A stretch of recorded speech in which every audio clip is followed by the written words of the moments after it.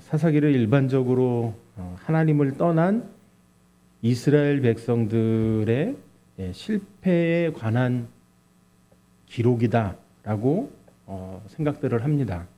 하지만 그렇게 하나님을 떠난 이스라엘을 치료하시고 회복시키시는 회복의 역사가 기록되어져 있는 책이라고도 생각이 되어집니다. 하나님께서는 끈질기게 하나님을 떠난 하나님의 백성들을 다시 붙잡아 회복시키시는, 사실은 죄인으로서 실패한 이스라엘을 향해 하나님의 회복의 역사가 기록되어져 있는 책이라는 것입니다. 저희들 같으면 이제는 더 이상은 기다릴 수가 없다, 참을 수가 없다, 포기해야지 하는 그 순간에도 우리 아버지께서, 하나님께서는 그것을 회복시키시기 위해 포기하시지 아니하시고 끈질기게 다시 붙잡으신다라는 것을 사사기 말씀을 읽다 보면 깨닫게 되어진다라는 것이죠. 그렇다면 이 회복이라고 하는 것은 하나님께서 바라시는 하나님의 뜻이라는 것을 발견하게 되어진다라는 것입니다. 사사기는 하나님의 회복이 어떻게 일어나게 되었는지를 잘 보여주는 책이라는 것이죠. 사사기에 나타난 회복의 현장을 살펴보면 하나님께서는 전체 이스라엘 백성들에게 회복을 일으키시기 전에 이스라엘 백성들의 마음에 먼저 회복을 향한 간절한 소원을 일으키신다라는 것입니다. 그리고 그들로 하여금 이 회복을 위해서 하나님께로 돌아와 간절히 하나님을 찾고 간구하게 하셨다라는 것이죠. 마지막으로 이 일에 쓰임받을 사람을 준비하셨습니다. 쓰임받은 그 한 사람이 바로 사사들이라는 것이고요. 항상 이 세 가지 절차가 변함없이 진행이 되었습니다. 회복은 하나님께서 바라시는 하나님의 뜻이라는 것이고, 그러나 이 뜻이, 소원이 백성들의 소원이 될 때 하나님께서는 다시금 그들을 회복시키시는 것으로 나타나게 되어진다라는 것입니다. 그때 하나님께서는 한 사람의 지도자를 통해 일하시게 되어진다라는 것이죠. 오늘 우리 사랑하는 교회에 이 회복에 대한 간절한 기대와 소망의 마음이 부어지기를 바랍니다. 하나님의 말씀에 반응해서 돌아오는 백성들이 더욱 많아지는, 회복되어지는 역사가 나타나는 우리 교회가 되어지기를 소망합니다. 이 소원을 가지고 간절히 하나님 앞에 나아가 부르짖을 때 하나님께서 우리와 동일한 하나님의 뜻 가지고 계시기 때문에 반드시 하나님께서 일하실 것이라는 것이죠. 요한복음 15장 7절 말씀에 이렇게 기록하고 있습니다. 너희가 내 안에 거하고 내 말이 너희 안에 거하면 무엇이든지 원하는 대로 구하라. 그리하면 이루리라 라고 말씀하고 계시다라는 것이죠. 사사기를 통해서 회복을 일으키시는 하나님을 만나고 경험하는 우리 사랑하는 교회가 되기를 바랍니다. 지금까지 우리는 이스라엘이 사사시대로 들어가지 않으면 안 되는 배경을 주로 살펴보았습니다. 그래서 1, 2장은 사사시대의 배경이 잘 기록이 되어져 있었는데, 특별히 1장에서는 정치적인 배경이 기록이 되어져 있었고 2장에서는 영적인 배경이 기록이 되어져 있었습니다. 정치적으로 그들은 하나님께서 약속해 놓으셨던 그 약속의 땅 가나안을 온전히 정복하지 못했습니다. 또 영적으로 그들은 신앙을 자녀들에게, 또 그 자녀들에게 제대로 전수하지 못했다라는 것이죠. 그런 반면에 가나안 민족과는 하지 말라고 하셨던 하나님의 말씀은 잊어버린 채 그들과 언약을 맺고 그들이 섬기는 우상을 섬기는 것에까지 이르게 되어졌다라는 것입니다. 결국 그들은 약속의 땅에 들어오기는 했는데 그 땅을 온전하게 정복하지 못한 결과물로 인해서 그들은 안식을 누릴 수 없게 되어졌다라는 것이죠. 그 땅에 하나님께서 예비해 놓으신 약속의 땅에서 하나님께서 준비해 놓으신 그들을 향한 안식이 있었음에도 불구하고 그들은 신앙을 자녀들에게, 또 그 자녀들에게 제대로 전수하지 못한 결과들로 인해서 누리지 못했을 뿐만 아니라 오히려 그들은 죄악된 세상과 타협하는 삶을 살게 되어졌다라는 것입니다. 그런데 그 결과물이 어떻게 나타났는가는 우리가 사사기를 통해 발견할 수 있는데, 하나님께서 주변 열강들을 사용하셔서 이스라엘을 어렵게 하시는 일들로 사용하시게 되어졌다라는 것을 볼 수 있다라는 것이죠. 우리는 그래서 지난 시간에 하나님께서 시험하시는 이유가 무엇인가, 어떻게 보면 2절 말씀에 먼저 그들이 전쟁을 알게 하기 위해서 하셨다라고 말씀하셨고, 4절 말씀엔 그들이 여호와의 명령을 청종하는지를 알기 위해서 하셨다라고 말씀하고 있습니다. 사사기는 이처럼 하나님의 말씀에 불순종함으로 불가피한 전쟁을 치러야 하는 하나님께서 주신 참된 안식을 잃어버린 하나님의 백성들의 이야기라는 것이죠. 이제 이스라엘은 본격적으로 사사시대에 들어가게 되어집니다. 이들은 범죄하게 되어지고 하나님께서 그 범죄의 결과로 진노하게 되어지시고, 그 진노는 다시금 이스라엘 백성들에게 징계로 나타나게 되어진다라는 것이죠. 그 징계를 당한 이스라엘 백성들은 이제 하나님 앞에 자신들을 구원해 주실 것을 위해 간구하게 되어지고 매달리게 되어진다라는 것입니다. 그때 하나님께서 그들을 위한 지도자를 세우시고 사사가 세워짐으로 인해서 그들은 안식하게 되어진다라는 것이죠. 그런데 그 안식이 오래가지 아니하고 다시 그들은 범죄하는, 이렇게 반복되어지는 범죄의 신앙의 사이클을 그들이 보여주고 있다라는 것이죠. 특히 오늘의 이야기는 이 지금 말씀드렸던 이 전형적인 사사시대의 모습을 잘 보여주고 있다라는 것입니다. 오늘 읽을 말씀도 그들이 범죄하게 되어지고 하나님께서 진노하시게 되어지고 그 징계의 결과로 나타나게 되어졌던 그들의 고통들, 그들이 8년간 고통받았어야 했던 가운데 다시금 하나님을 의지하고 하나님을 찾게 될 때 하나님께서 그들을 구원하시기 위해 한 명의 사사를 세우셨고, 그들은 40년이라고 하는 시간 동안 평안한 삶을 누리게 되어졌다라는 내용이 오늘 말씀에 기록이 되어져 있다라는 것이죠. 여기서 한 가지 저희가 살펴봐야 하는 것은요, 하나님께서 이스라엘 백성들을 회복시키시는 과정 속에 회복시키시기 전에 반드시 하나님께서는 이 일을 행하셨습니다. 그것은 바로 이스라엘 백성들을 향한 징계였다라는 것이죠.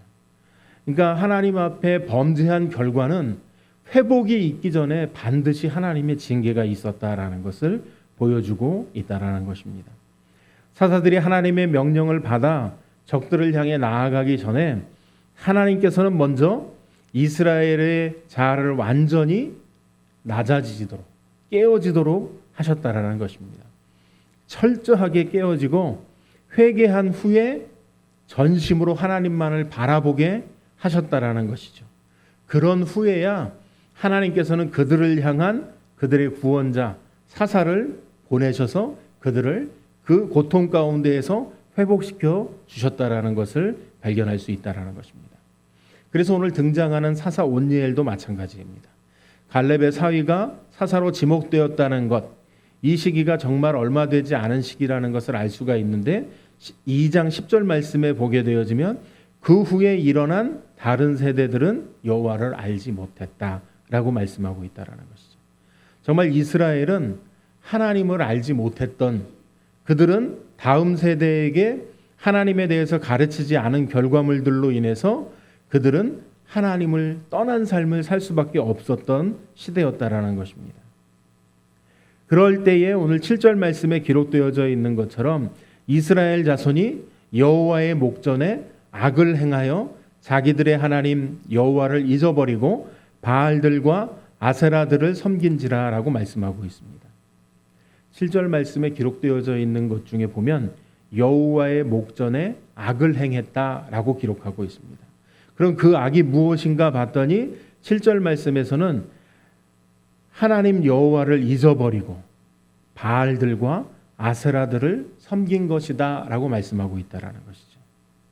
그러니까 이 말씀을 통해서 알 수 있는 것은요, 자녀들이 여호와를 잊어버리면 우상 숭배로 나아갈 수밖에 없다라는 것을 말씀하고 있다라는 것이죠. 왜냐하면 말씀에 기록되어져 있는 것처럼 자기들의 하나님 여호와를 잊어버린 결과물로 이렇게 되어졌다라고 말씀하고 있다라는 것입니다. 그래서 모세의 마지막 설교를 담고 있는 신명기의 말씀에도 보면 이와 같이 10번의 명령에 기록이 되어져 있는데 기억하라 라는 명령이 10번의 기록이 되어져 있다라는 것이죠. 그럼 이처럼 왜 기억하라는 말을 그처럼 많이 반복해서 강조했는가? 사람들이 여호와를 잊어버리면 그 마음이 강팍해질 수밖에 없고, 강팍해진 결과는 하나님을 떠나게 되어질 뿐만 아니라 하나님 앞에서 악을 행하게 되기 때문임을 오늘 말씀은 이야기하고 있다는 것이죠. 그래서 오늘 자녀들에게 신앙을 가르치는 일에 힘써야 할 것, 그리고 그들이 하나님의 말씀을 잊어버리지 않도록 하라라고 강조하고 계시다라는 것입니다. 그러기 위해서 말씀을 가까이 하는 것, 말씀을 묵상하는 것 뿐만 아니라 하나님 앞에 늘 깨어서 기도할 때 하나님을 잊어버리지 않는다라는 것입니다. 하지만 말씀을 가까이 하는 것을 등한히 하고 기도하지 않을 때 하나님을 잊어버리고 살아가게 되었더라라는 것을 오늘 7절 말씀은 이야기하고 있다라는 것이죠. 하나님을 잊어버리면 어떻게 되느냐? 7절 말씀에서는 반드시 죄악의 길로 밖에는 갈 수가 없는 것입니다 라고 이야기하고 있다라는 것이죠. 그러니까 우리에게 있어서 경건 생활이라고 하는 것, 말씀 생활이라고 하는 것, 뗄래야 뗄 수가 없는 우리를 위한 신앙의 바른 모습이라는 것입니다. 하나님을 잊어버리지 않기 위한 우리의 노력이 필요하다는 것을 말씀하고 있다라는 것이죠. 오늘 말씀에 자기들의 하나님 여호와를 잊어버렸다라고 말씀하고 있습니다. 하나님은 우리의 하나님임을 말씀하고 있습니다. 우리들이 결코 잊어버려서는 안 될 우리들의 하나님이 되신다라는 것을 말씀하고 있다라는 것이죠. 그런데 이 하나님을 기억하고 언제나 하나님 앞에서 신실한 믿음의 사람으로 살아가기 위해서는 말씀으로부터 멀어지지 않는 것, 늘 가까이 하고 또 깨어서 기도하는 일에 힘써야 할 것에 열심을 품어야 하는 것을 말씀하고 있다라는 것이죠. 8절 말씀에 이렇게 기록하고 있습니다. 여호와께서 이스라엘에게 진노하사 그들을 메소보다미아 왕 구산 리사다임의 손에 파셨으므로 이스라엘 자손이 구산 리사다임을 8년 동안 섬겼더니라고 말씀하고 있습니다. 하나님께서 이스라엘에 대해서 진노하신 것을 말씀하고 있습니다. 하나님께서 선하시고 인자하시고 그 인자하심이 영원하신 하나님이십니다.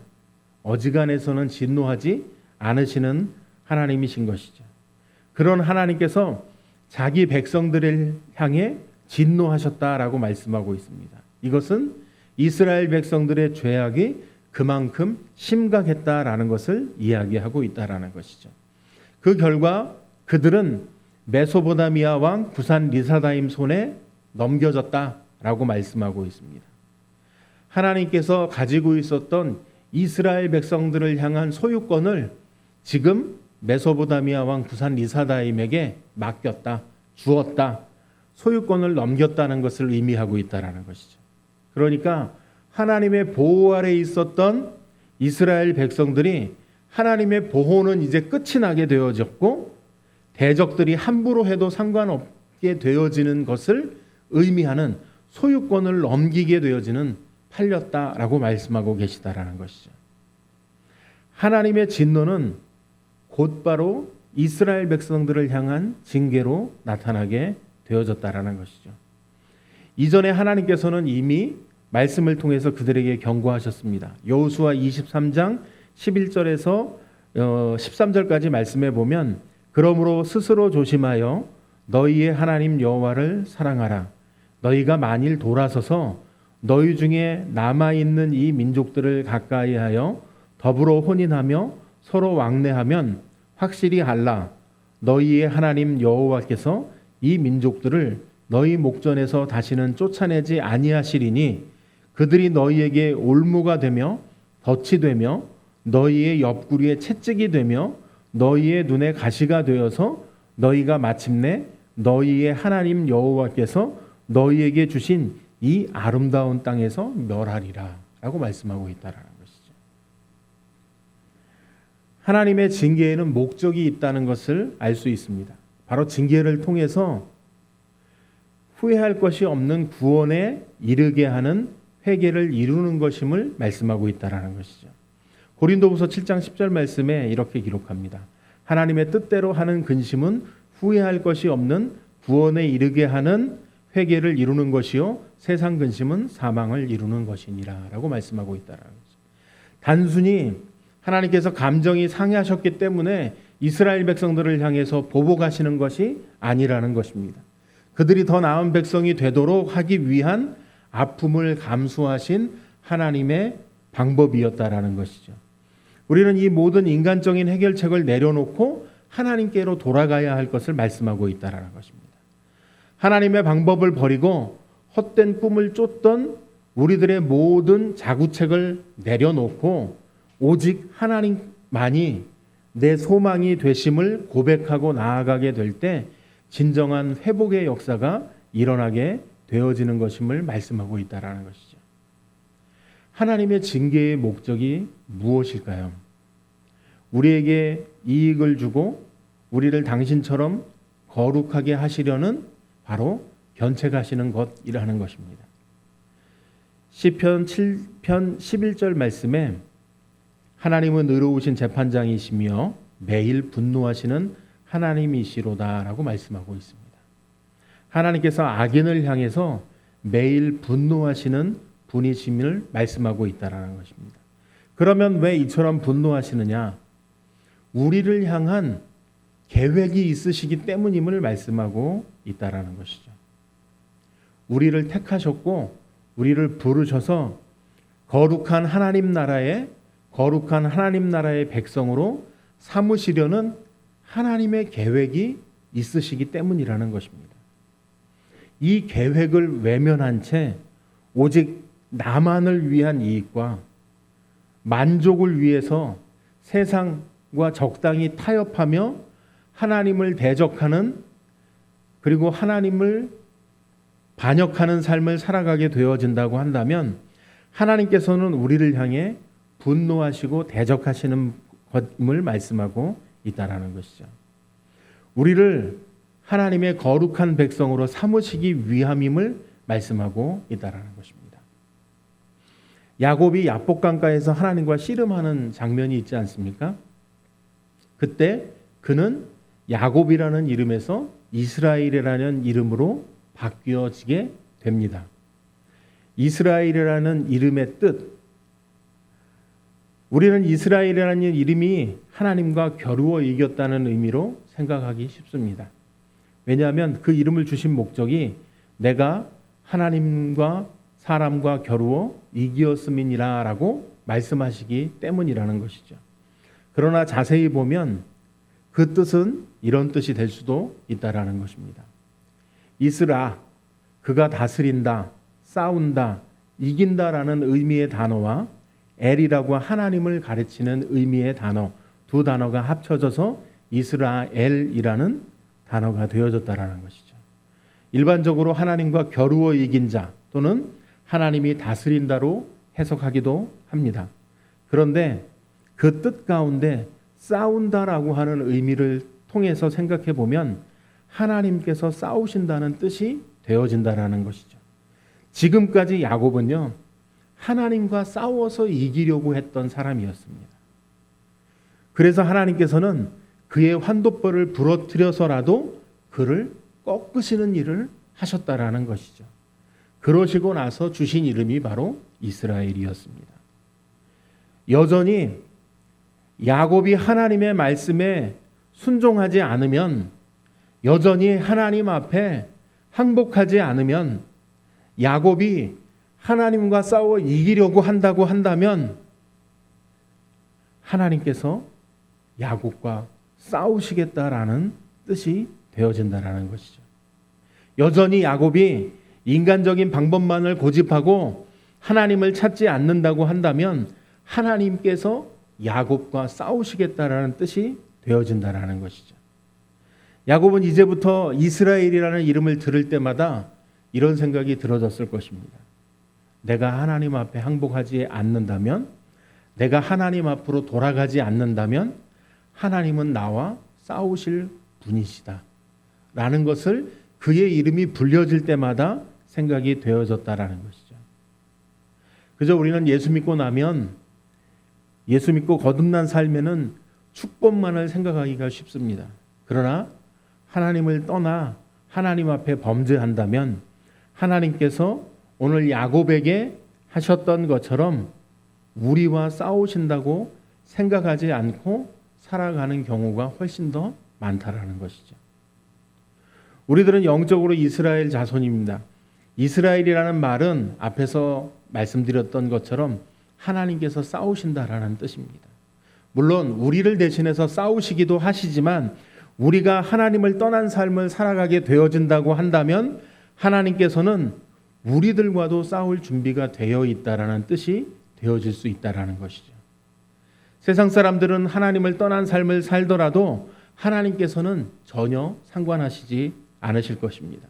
하지만 하나님의 백성들인 우리가 하나님을 떠난 삶을 살아간다면 하나님께서는 우리들과 싸우실 수 있다는 것을 말씀하고 계시다라는 것이죠. 만약 하나님께서 지금 나와 싸우고 계시다라는 느낌이 드신다, 하나님을 이기려고 해서는 안 된다라는 것이죠. 야곱이 하나님을 이기려고 했을 때 그의 환도뼈가 부러지는 고통 겪게 되어졌기 때문에 그렇다는 것입니다. 야곱이 환도뼈가 부러지고 난 이후에야 하나님 앞에 모든 것을 내려놓게 되어졌고 항복하고 하나님 앞으로 돌아갈 수 있게 되어졌다는 것입니다.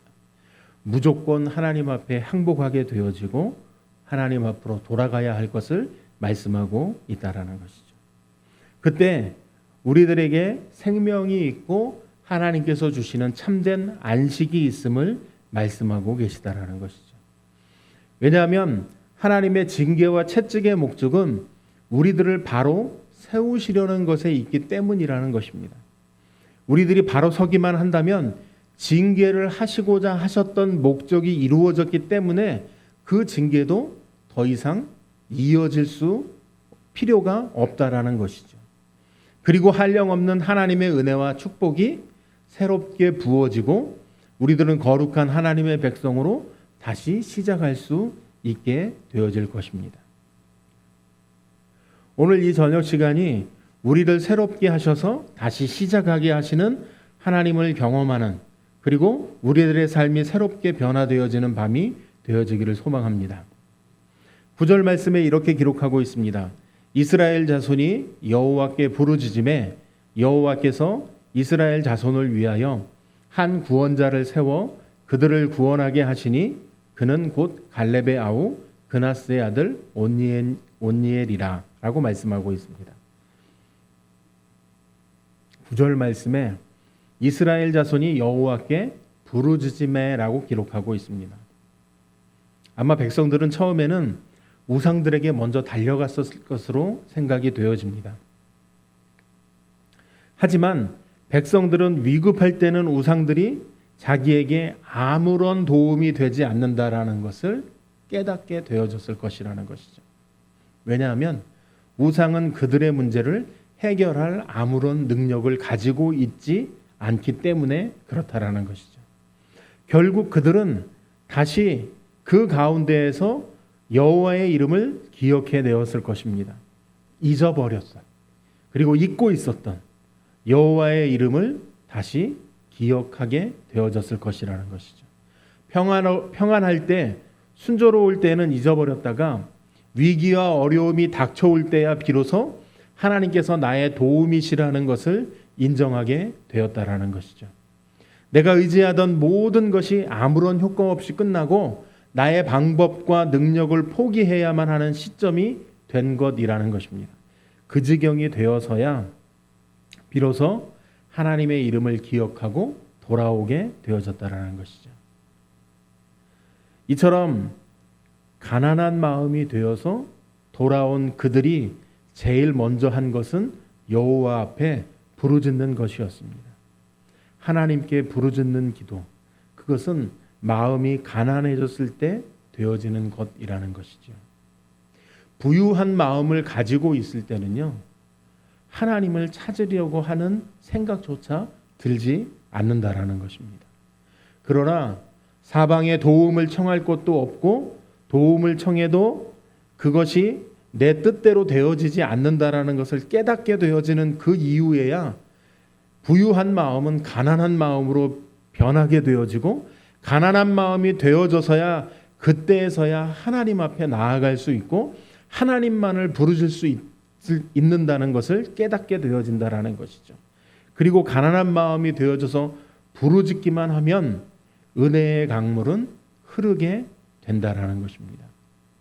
만약 우리들의 고통 가운데 하나님의 도우심을 기대한다면 우리에게 가난한 마음이 필요하다라는 것을 깨닫게 되어집니다. 사실 기도 좀 해보신 분들에게 기도가 하고 싶다고 다 기도가 되는 것이 아니다라고 이야기하시는 것을 들어본 적이 있습니다. 정말 기도가 하고 싶은데 기도가 되지 않을 때도 있다라고 이야기하시더라고요. 그리스도인들에게 있어서 가장 답답하다고 하면 바로 기도하고 싶은데 기도가 되지 않는 때일 것입니다. 그 이유는 아직 가난한 마음을 가지지 못했기 때문이라는 것이죠. 그러나 가난한 마음이 되어지고 나면 나도 모르게 부르짖게 되어져 있습니다. 나도 모르는 눈물이 흐르게 되어져 있습니다. 그래서 눈물 콧물 흘려가며 하나님 앞에, 아니 옆에 누가 있는지도 기억하지 못하고 창피한 줄도 모르고 부르짖게 되어지는 것이죠. 그런데 가난한 마음이 없으면 옆에 체면 차릴 것 차리고 얌전하게 할 것 하고 앉아서 그저 속으로만 기도하게 되어질 수밖에 없다라는 것입니다. 그런데 가난한 마음이 되어지고 나면 그 문제에 전적으로 매달릴 수밖에 없고 그 문제에 매달려서 하염없이 하나님 앞에 기도할 수밖에 없고 하나님을 붙잡을 수밖에 없다라는 것입니다. 바로 이런 가난한 마음이 부어질 때, 하나님 앞에 매달려 기도하게 되어질 때 하나님의 은혜를 경험하게 되어진다라는 것이죠. 하나님께서 그들을 위해서 한 구원자를 세워주셨고 또 그들을 구원하게 하셨다고 말씀하고 있습니다. 그가 오늘 갈렙의 아우 그나스의 아들 온니엘임을 말씀하고 있다라는 것이죠. 오늘 말씀에 보면 사사가 세워지기까지 8년 동안 구산 리사다임을 섬겼다. 메소포타미아의 왕 구산 리사다임을 섬겼다라고 말씀하고 있습니다. 아마 8년이라고 하는 시간 동안 이스라엘 백성들이 가만히 있지는 않았을 거예요. 자신들의 힘으로 해볼 수 있는 것들은 해보려고 덤벼들었을 것이라는 것이죠. 그렇기 때문에 할 수 있는 모든 것들을 8년이라고 하는 시간 동안 다 해봤는데 다 소용이 없었다라는 것이죠.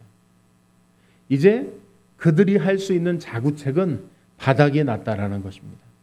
이제 더 이상 막다른 길에 도달해 갈 수조차 없는 진퇴양난의 상황이 되어질 수밖에 없었을 것으로 생각이 되어집니다. 어떻게 보면요, 이스라엘 백성들이 만나게 되어졌던 이 막다른 길은 그들에게 있어서는 절망적인 시간이 될 수밖에 없지만, 왜 더 나아갈 수가 없기 때문에 절망의 시간이 되어질 수밖에 없지만, 하나님의 관점에서 바라보게 되어지면 이것은 바로 축복의 출발점이 되어진다라는 것을 발견하게 되어진다라는 것이죠. 여호와께서는 이 마지막 막다른 길에 도착한 이스라엘 백성들을 향해 이제 그들이 돌이켜 하나님을 찾게 되어질 것, 하나님 앞에 부르짖어 간구하게 되어질 것을 기다리셨다라는 것입니다. 그리고 그들의 부르짖음이 들려지게 됐을 때 하나님께서는 신속하게 움직이셨습니다. 하나님의 백성들이 하나님께 도움을 구할 때 하나님께서는 기다렸다는 듯이 응답하신다라는 것이죠. 하지만 이것도 한두 번이라는 것. 계속 반복될 땐 하나님께서도 신속하게 응답하시지 않는다라는 것. 나중에 기드온 시대에는 이스라엘 자손이 미디안 때문에 부르짖었을 때 사사기 6장에 가보게 되면 하나님께서 선지자를 보내사 책망만 하시고 기드온 세우시기까지 침묵하셨던 것을 보게 되어진다라는 것이죠. 하나님께 돌아가기만 하면 기계적으로 받아주시는 그런 감정도 없는 존재가 아니시라는 것을 발견하게 되어집니다. 회개는, 돌이킴은 진심이 담긴 진실한 회개가 되어야 한다라는 것이죠. 하나님의 응답은 한 구원자를 세우시는 것이었습니다. 이렇게 세운 한 구원자에게 하나님의 영이 임하게 하십니다. 이스라엘 스스로는 민족을 구원할 지도자를 발견할 수 없었습니다. 자기들 나름대로 자구책을 구하고 자기들 나름대로 리더십이 있고 또 진취적인 기상을 가진 이들이 있어서 그들을 중심으로 아마 메소포타미아의 구산 리사다임을 공격하고자 하는 계획들을 많이 세워봤을 것입니다. 그런데 그것이 이루어지지 않았을 것이라는 것이죠. 그런데 오늘 하나님께서 은혜로 하나님의 영이 더딥혀진 한 구원자가 나타나 이후에는 이야기가 완전히 달라질 수밖에 없었다라는 것입니다. 회복은 하나님의 역사라는 것을 발견하게 되어집니다. 온니엘이 이스라엘의 사사가 되어 나가서 싸울 때에 여호와께서 메소포타미아 왕 구산 리사다임을 그의 손에 붙이심에 그가 이겼다라고 기록하고 있습니다. 여호와께서 이스라엘을 구산 리사다임에 파셨던 것처럼 이제 그들을 다시 이스라엘 손에 넘겨주셨던 것을 말씀하고 있다라는 것이죠. 온니엘이 쓰임받았다는 사실은 하나님이 아무나 사용하시지 않는다는 것을 보여줍니다. 그는 역전의 용사였을 것입니다. 갈렙의 사위로서 드비를 공격해서 믿음과 용맹을 떨쳤던 인물이었다라는 것이죠. 오늘 말씀은 특별히 그가 갈렙의 아우 그나스의 아들이었다는 기록을 통해서 갈렙과 연관이 있었던 인물이었다라는 것을 강조해서 이야기하고 있는 것을 통해 보면 알 수 있다라는 것이죠. 그만큼 그가 용맹한 사람이었을 뿐만 아니라 신실한 사람이었다라는 것을 이야기하고 있는 것이라는 것입니다. 그런데 우리는 여기서 한 가지 의문을 가지게 되어집니다. 과연 온니엘이 그 8년 동안 아무런 일도 하지 않았을까? 아니요. 예상하기로는 온니엘이 8년 동안 아무런 활동을 하지 않았다고는 생각되지 않습니다. 분명히 역전의 용사였고 용맹했었던 온니엘은 그의 삶에 충실한 삶을 살아가고 있었을 것으로 생각이 되어집니다. 물론 하나님께서 때가 되어져서 그를 부르셔서 이스라엘의 구원을 위해 세우셨고 그가 싸우도록 나서도록 하셨다라는 것이죠. 이처럼 육신적인 자구책이 하나님의 백성에겐 효과가 없었을 그때 이유는 두 가지였을 것으로 생각이 되어집니다. 하나는 하나님의 징계의 목적이 아직 달성되지 않았기 때문이라는 것이죠. 이스라엘이 하나님 앞에 돌아오기 위한 막다른 골목에 도달하지 않았다라는 것입니다. 이스라엘이 전심으로 회개하고 여호와께 돌아와야 하는데 아직 그때가 이르지 않았다라는 것입니다. 이스라엘 백성들은 하나님 앞에 부르짖을 때까지 8년 동안이라고 하는 시간을 이렇게 기다려야만 했다라는 것이죠. 또 하나는 하나님의 특별한 사역을 위해 그도 성령의 능력을 덧입어야 했기 때문이었다라는 것이죠. 하나님의 때가 아니었기 때문에 아직 그에게 하나님의 영이 임하지 않았습니다. 민족을 구원하는 큰 역사는 하나님의 영으로만 임하게 되어질 때 가능하다라는 것이라는 것이죠. 10절 말씀에 이렇게 기록하고 있습니다. 여호와의 영이 그에게 임하셨으므로 그가 이스라엘의 사사가 되어 나가서 싸울 때에 여호와께서 메소포타미아 왕 구산 리사다임을 그의 손에 넘겨주심에 온니엘의 손이 구산 리사다임을 이기니라 라고 말씀하고 있습니다.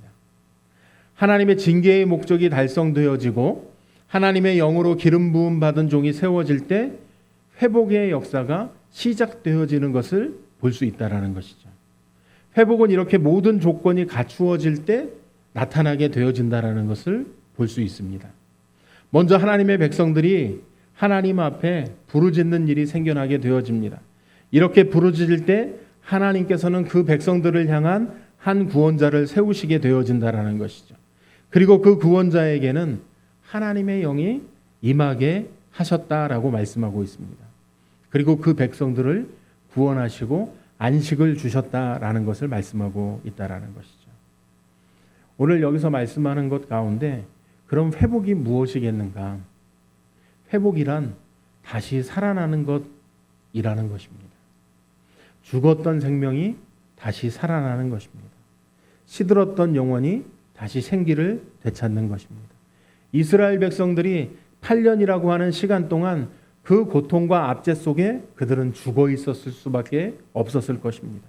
그러나 오늘 온니엘이 사사로 세워지고 그가 나아가 싸우게 되어졌을 때 이스라엘 백성들에겐 다시 생명의 회복된 기쁨을 누릴 수 있게 되어졌고 그들은 안식할 수 있게 되어졌다라는 것이죠. 힘을 잃어버린 영혼이 힘을 되찾게 되어지고 헌신의 삶을 나몰라라 했던 영혼이 새롭게 헌신을 다짐하고 주께로 돌아오는 것, 이것이 바로 회복이라는 것입니다. 오늘 우리 교회 안에도 이런 역사가 일어나기를 소망합니다. 분명히 하나님의 회복의 역사가 일어나고 있다라는 것이죠. 온 교회에 성령의 기름 부으심을 통해서 회복의 강한 역사가 일어나기를 소원합니다. 회복은 하나님의 소원이기도 하다라는 것이죠. 모든 성도들의 소원이 되어야 한다라는 것입니다. 함께 깨어 일어나도록 우리 모두 사모하고 간구하며 나아가야 하는 것임을 말씀하고 있다라는 것이죠. 11절 말씀에 이렇게 기록합니다. 그 땅이 평온한 지 40년에 그나스의 아들 온니엘이 죽었더라. 온니엘이 사사로 등극할 시점은 아마도 그가 꽤 나이가 있었던 노장이었을 것으로 생각이 되어집니다. 왜냐하면 그의 나이에 40을 더하면 그가 죽을 수밖에 없는 나이에 이르렀다라는 것을 통해서 그가 꽤 많은 나이였을 것으로 생각이 되어집니다. 그러므로 이 기간은 온니엘의 영향력이 40년의 기간이었다고 해석해도 무리가 없을 것으로 생각이 되어집니다. 결국 온니엘은 한 세대 기간 동안 이스라엘에게 평화를 안겨준 것이라는 것이죠. 사사시대의 배경에서 이스라엘이 사사시대를 맞이한 원인을 정치적이고 영적인 문제로 말씀드렸습니다. 온니엘이 이스라엘에게 안식을 가져다 주는 것도 이 두 가지 문제를 해결하게 되어짐으로 인해서 이루어졌다라는 것이죠. 우선 정치적으로 대적인 메소포타미아 왕 부산 리사다임을 오늘 온니엘이 물리쳤습니다. 영적으로는 여호와 하나님께로 돌아오게 하는 것이었습니다. 바로 이것이 하나님께서 주시는 안식을 누릴 수 있는 조건이라는 것을 알 수 있다라는 것이죠. 우리에게도 동일하다라는 것입니다. 우리에게 여전히 대적들이 남아 있다면 아직 우리에게 안식은 있을 수가 없다라는 것이죠. 우리에게도 아직 진정으로 하나님께로 돌아감이 없다면 안식은 없을 수밖에 없다는 것을 이야기하고 있다라는 것입니다. 왜냐하면 하나님을 떠난 악인에게는 평화가 없다라고 성경은 말씀하고 있습니다. 이사야 48장 22절 말씀에 여호와께서 말씀하시되 악인에게는 평강이 없다라고 말씀하셨기 때문이라는 것이죠. 문제는 40년이라고 하는 세월입니다. 부흥을 일으키는 것도 힘들지만 그 부흥, 그 회복을 지속시키는 것도 더욱 어렵기 때문에 그렇다라는 것이죠. 한 사람의 지도력은 40년으로 끝날 수밖에 없다라는 것을 보여주고 있다라는 것이죠. 오늘 저희가 11절까지 말씀을 읽었지만 12절 말씀에 가보면은요, 이스라엘 백성들이 또라고 시작하며 기록되어져 있는 말씀, 옛 길로 돌아갔다, 다시금 범죄함 가운데로 나아갔다라는 것을 발견할 수 있다라는 것이죠. 오늘 우리가 회복을 생각할 때 마지막으로 생각해 볼 것은 이 회복을 지속적으로 경험하며 살아가기 위해서는 무엇이 필요한가라는 것입니다. 그것은 오늘 우리 교회에 예수님께서 다시 오실 그날까지 계속 회복하는 교회가 되기 위해서 무엇이 필요하겠는가? 그것은 바로 말씀대로 순종하는 삶을 살아내는 성도들로 살아가는 것임을 말씀하고 있다라는 것이죠. 그래서 지금 좋은 교회가 되는 것도 중요합니다. 그러나 지금 좋은 교회가 중요한 것보다 더 중요한 것은 앞으로 더욱 좋아질 교회가 되어지는 것이 더 중요하다라는 것이죠. 그게 비전이 있는 교회고 회복이 나타나는 교회가 되어질 것이기 때문에 그렇다는 것입니다. 우리 교회가 하나님으로 인한 회복을 사모하는 교회가 되어지기를 소망합니다. 그리고 이 회복을 경험할 뿐만 아니라 이 회복을 주님 다시 오시는 그날까지 지속적으로 경험하고 또 그 경험 가운데 회복의 은혜를 누리게 되어지는 교회가 되어지기를 소망합니다. 오늘 말씀대로 순종하는 삶을 살아내는 성도들의 삶을 살아가게 되어질 때에 마지막 다시 오실 주님을 기대하는 마음으로 회복을 경험하고 회복이 끊임없이 지속적으로 나타나게 되어지는 하나님의 역사가 나타나는 우리 모두가 되어지기를 소망합니다. 함께 기도하시겠습니다.